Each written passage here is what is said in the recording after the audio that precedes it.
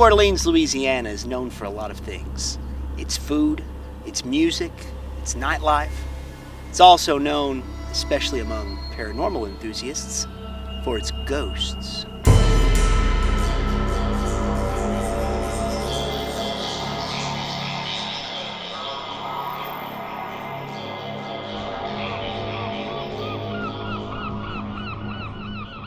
New Orleans, Louisiana is a veritable melting pot of culture and religion. The influence of Native Americans, the Spanish and the French, both of who have flown flags over the city, as well as the victims of the African slave trade, have really made New Orleans what it is today, a place unlike any other.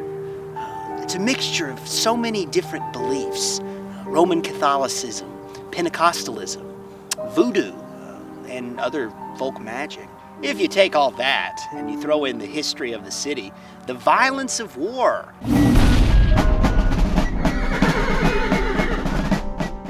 the violence of nature,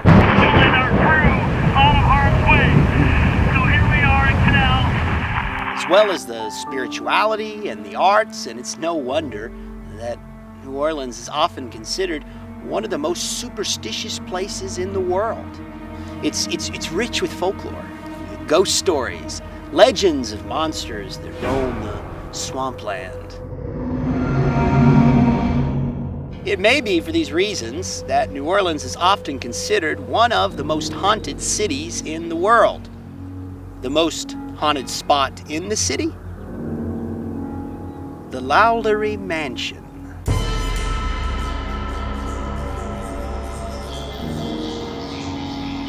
If you lived in New Orleans at the beginning of the 19th century, chances are you would have known or known of Madame Delphine LaLaurie and her husband, Dr. Leonard Louis LaLaurie.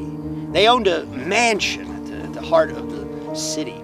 The LaLauries had money, and lots of it. They were exorbitantly rich, and they liked to prove it too by hosting lavish parties several nights a week. People came from all over to party with the LaLauries. They were, in a lot of ways, the nightlife of the city. There was a problem, though. The LaLauries had a secret, a very dark secret.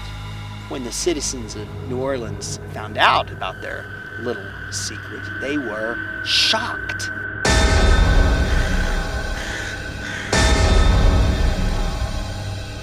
You see, Madame Delphine, she had a temper, a very, very short temper.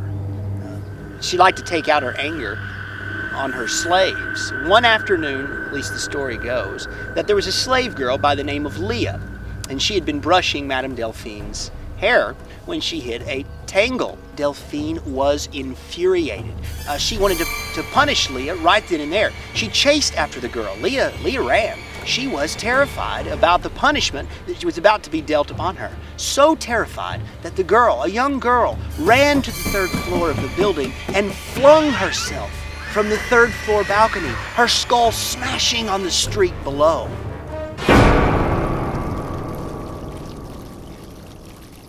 That story is just the beginning. On the night of April 10th, 1834, a fire broke out at the LaLaurie Mansion.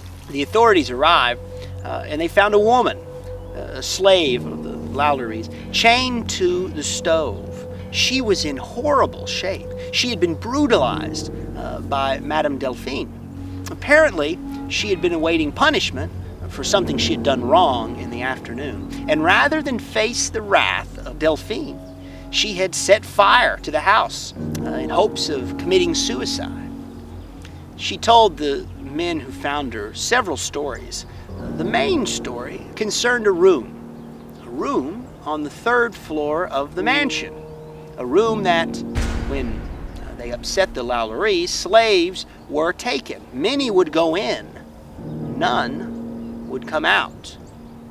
The authorities found this room.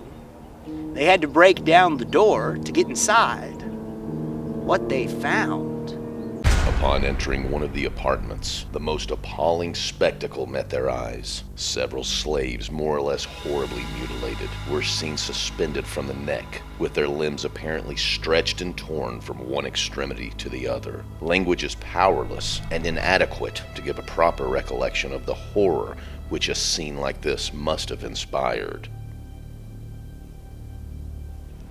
There were several slaves in the room, or at least what was left of them. They had been tortured, mutilated, abused. Some of their limbs stretched. According to legend, the LaLauries had been conducting strange experiments on slaves. According to one legend, one young girl had her bones broken and reset by Dr. LaLaurie in such a way that her walking resembled that of a crab. One story concerned a man, and the claim was that he had a hole in the side of his head and skull, and it had been filled with maggots. According to legend, they were still finding bodies in the house over 100 years later, bodies that had been sealed beneath the floorboards.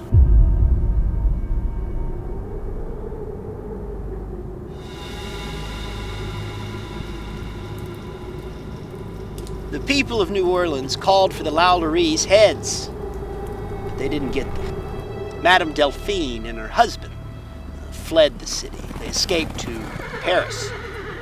All that was left of the horrific murders was the mansion, the LaLaurie Mansion, and it quickly fell into ruin.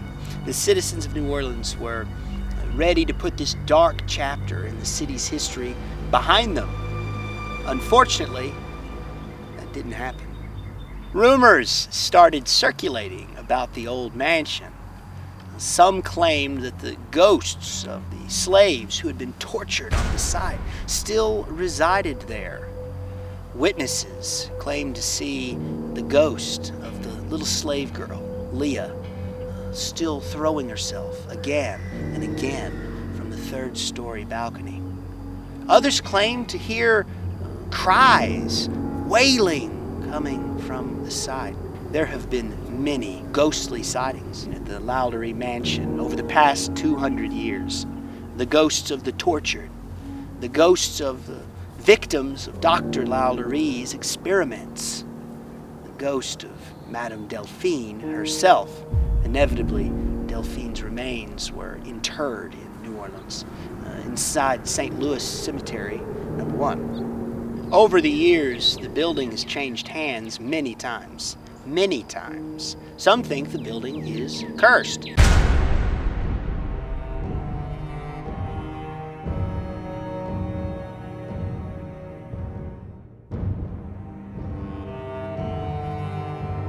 Things tend to happen to those who own the LaLaurie Mansion. Some of its owners have been the victims of murder. The high-profile killings that happened on... Others have become financially devastated or psychologically unstable while in possession of the building.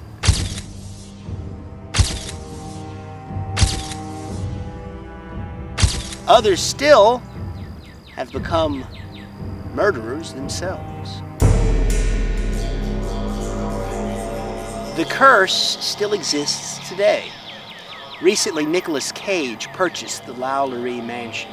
He was forced to sell the building less than 2 years later due to financial difficulties. He bought the building for $3.5 million. He sold it for a little more than $2 million.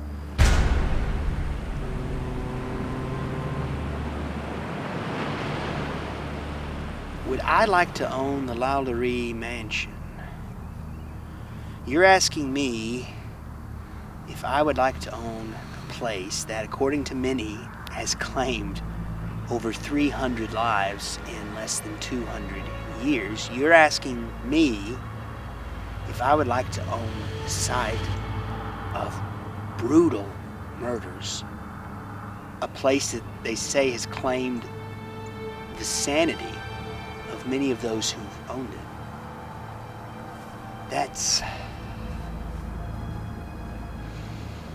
That's a hell of a question.